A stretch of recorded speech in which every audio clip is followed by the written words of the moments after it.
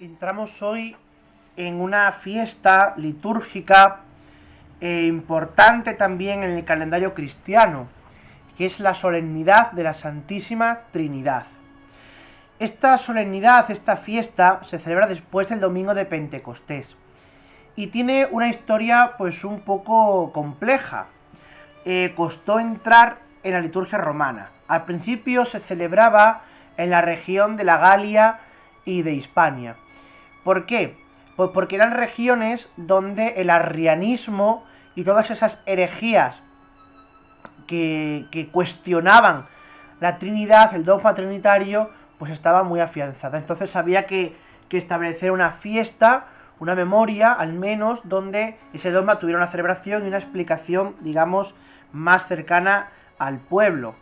En el siglo VIII se crea, se redacta el prefacio que encontramos actualmente en la misa y que ahora a continuación vamos a estudiar. En el año 800, ya en el siglo IX, pues aparece por vez primera una misa votiva de la Santísima Trinidad, que está compuesta, según parece, por Alcuino de York, que era un presbítero, un sacerdote de la corte de Aquisgrán, la corte de Carlomagno. Esteban de Lieja, un obispo también del siglo IX, siglo X, pues compone el oficio de la liturgia de las horas de este día de la Santísima Trinidad. En el siglo XI, en Cluny, una abadía de Francia, pues se celebra por vez primera esta celebración. Lo que ocurre es que en Roma, en la iglesia romana, esta celebración, esta solemnidad tarda mucho en entrar. ¿Por qué? Porque, según argumentaban, ellos ya tenían, pues, no, o mejor dicho, decía, no necesitamos una fiesta litúrgica del misterio de la Santísima Trinidad, porque todo cuanto ocurre en la iglesia y toda celebración de la Santa Misa, pues es ya una honra y en honor a la Santísima Trinidad.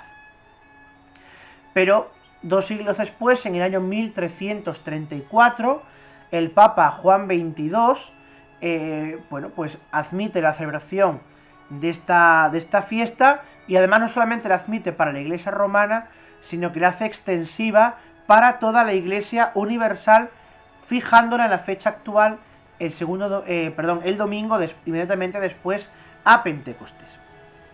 El formulario de esta misa que tenemos actualmente, pues está tomado del sacramentario gelasiano, sacramentario del siglo VIII. Y prácticamente, pues ha habido pequeñas modificaciones en las oraciones, pero todo se mantiene tal como se compuso en su momento. Ya digo, el prefacio es del año 800, del siglo IX.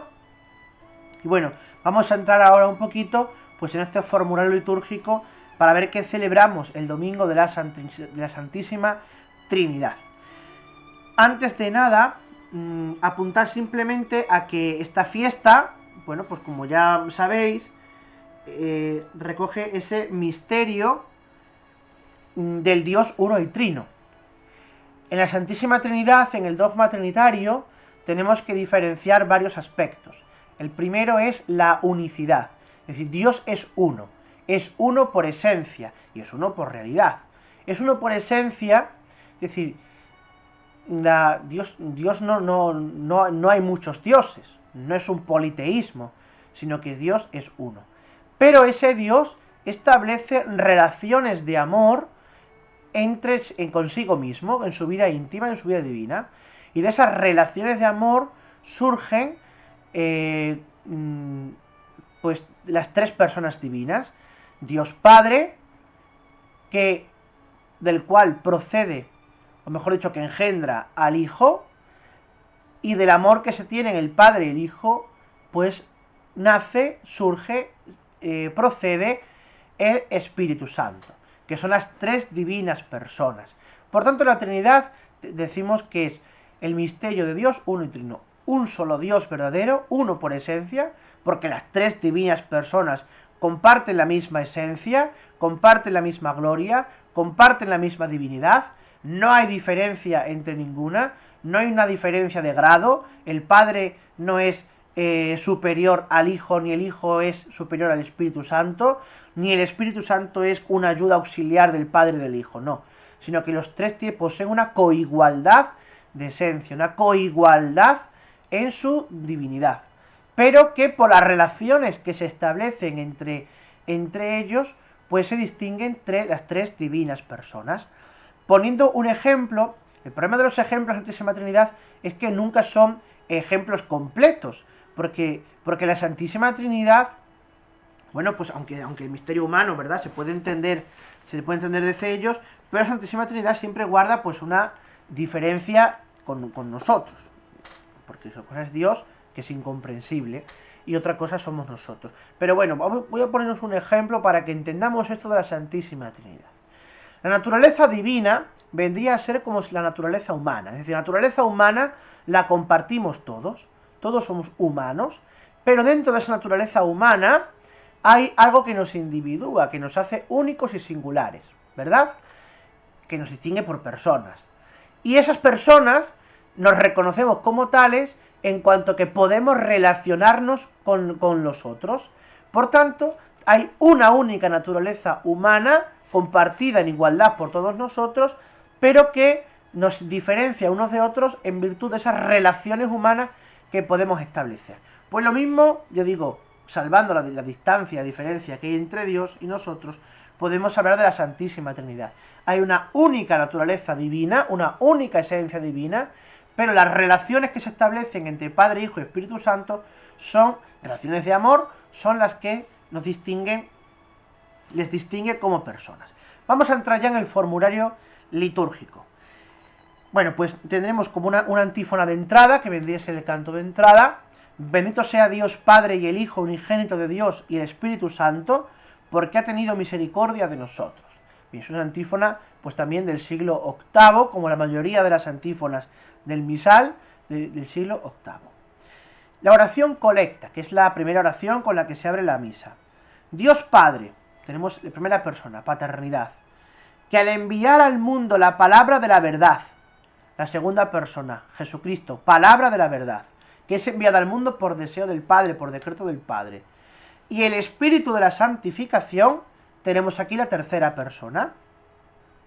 Revelaste a los hombres tu admirable misterio.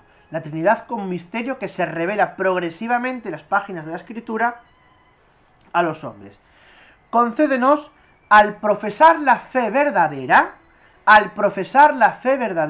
por tanto, la Trinidad es la clave de bóveda de la fe verdadera de toda confesión cristiana, reconocer la gloria de la eterna Trinidad y adorar la unidad en su poder y grandeza. Y aquí conjuga la Trinidad de personas con la unidad de naturaleza, unidad de esencia, que es Dios uno y trino, en su poder y grandeza.